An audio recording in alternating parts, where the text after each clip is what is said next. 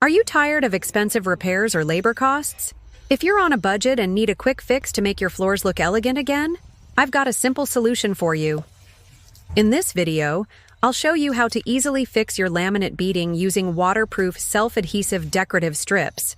First, we need to clean the area where the beading is damaged. I have already cleaned with the pink stuff spray and used the brush attachment on my drill. It's a real time saver. Now, I'm taking my waterproof self-adhesive gold tape and placing it on top of the laminate beading. Make sure to clean the surface well so the adhesive will stick properly.